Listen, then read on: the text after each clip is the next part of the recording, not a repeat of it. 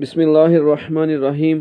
حضرت ابی بن قعب رضی اللہ تعالی عنہ کہتے ہیں رسول اللہ صلی اللہ علیہ وسلم نے فرمایا، اس ذات کی قسم جس کے ہاتھ میں میری جان ہے، سورہ فاتحہ جیسی صورت نہ تورات میں نازل کی گئی، نہ انجیل میں، نہ زبور میں۔ یہ 7 آیتیں ہیں جو بار بار پڑھی جاتی ہیں، اور یہی قرآن عظیم ہے جو مجھے عطا کیا گیا۔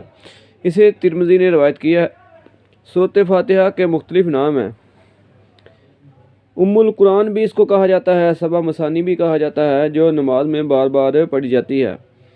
قرآن عظیم بھی اس کا نام ہے، سورہ الحمد بھی اس کا نام ہے، سورہ شکر بھی اس کا نام ہے، سورہ دعا بھی اس کا نام ہے، سورہ شافیہ بھی اس سورت کے ناموں میں ہے۔ اس کی کثرت سے فضیلت اور عظمت پر یہ دلالت کرتی ہے۔ حضرت ابو سعید بن معلا رضی اللہ تعالیٰ عنہ کہتے ہیں کہ رسول اللہ صلی اللہ علیہ وسلم نے فرمایا، القرآن یعنی سورۃ فاتحہ ہی سبع مثانی ہے اور قرآن عظیم ہے۔ اسے بخاری نے روایت کیا ہے۔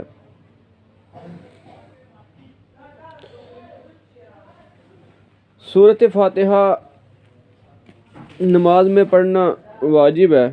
حضرت ابو ہریرہ رضی اللہ تعالیٰ عنہ کہتے ہیں، میں نے رسول اللہ صلی اللہ علیہ وسلم کو فرماتے ہوئے سنا، اللہ تعالیٰ فرماتا ہے، میں نے نماز اپنے اور اپنے بندے کے درمیان آدھی آدھی تقسیم کر دی ہے، لہذا میرا بندہ جو سوال کرے گا اسے ملے گا۔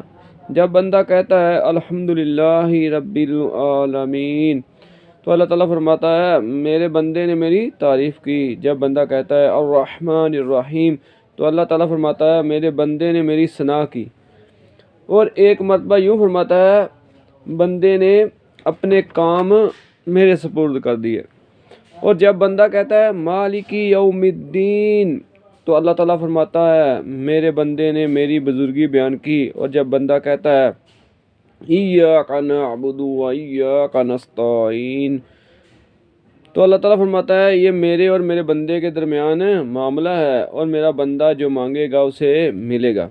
جب بندہ کہتا ہے اہدنا الصراط المستقیم صراط الذین انعمت علیہم غیر المغضوب علیہم ولا الضالین آمین، تو اللہ تعالیٰ ارشاد فرماتا ہے، اس بندے کی یہ دعا بھی قبول ہوئی، اور اس کے علاوہ جس چیز کا سوال کرے گا وہ بھی اسے دوں گا۔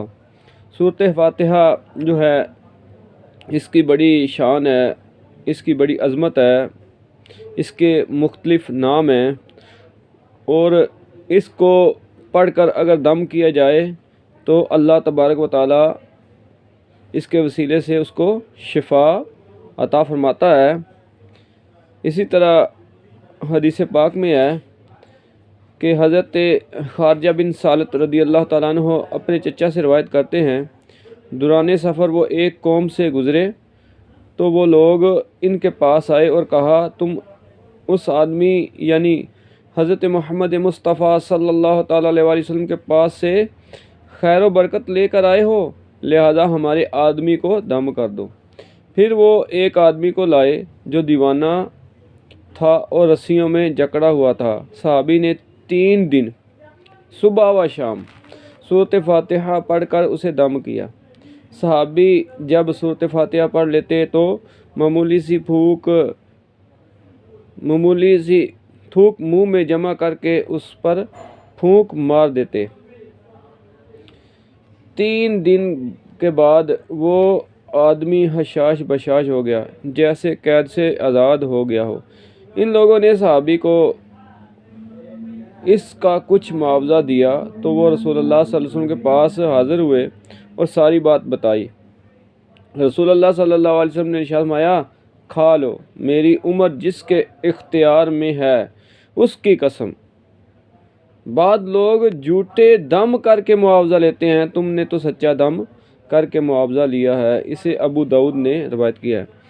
اس حدیث پاک سے پتہ چلتا ہے کہ جو بندہ دم کرتا ہے، سورۃ فاتحہ ہو یا کوئی اور سورت ہو، سورت پڑھ کے دم کرتا ہے، اگر کوئی اپنی مرضی سے اسے کوئی معاوضہ دے تو اس کا لینا اس کے لیے جائز ہے، اس کا لینا اس کے لیے یہ جائز ہے، یہ ایک شرعی مسئلہ ہے۔ لہذا سورۃ فاتحہ کی عظمت جو ہے اس سے یہ بھی پتہ چلتا ہے کہ سورۃ فاتحہ پڑھ کر کسی مجنون پر، مرگی والے شخص پر دم کیا جائے تو وہ اس سے مجنون اس کا دور ہو جاتا ہے، اس کی مرگی اس سے ختم ہو جاتی ہے۔ لہذا سورۃ فاتحہ پڑھ کر دم کرنا چاہیے، اس سے یہ ہے کہ اس کی بیماری بھی دور ہو جاتی ہے، اس سے سورۃ فاتحہ کی فضیلت بھی واضح ہوتی ہے۔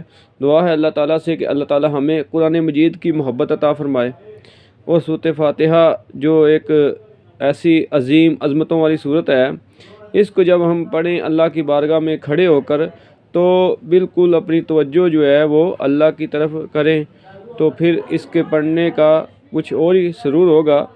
جو اللہ کی بارگاہ میں جب بندہ کھڑا ہوتا ہے تو اللہ تبارک و تعالیٰ کی طرف جب متوجہ ہوتا ہے بندہ، تو اللہ تعالیٰ کی خاص رحمتیں برکتیں اس کو نصیب ہوتی ہیں۔ تو دعا ہے اللہ تعالیٰ سے کہ اللہ تعالیٰ ہمیں صحیح معنوں میں قرآن مجید کی تعلیمات اور نبی پاک صلی اللہ علیہ وسلم کی احادیث مبارکہ کے مطابق زندگیاں بسر کرنے کی توفیق عطا فرمائے، آمین الحمدللہ۔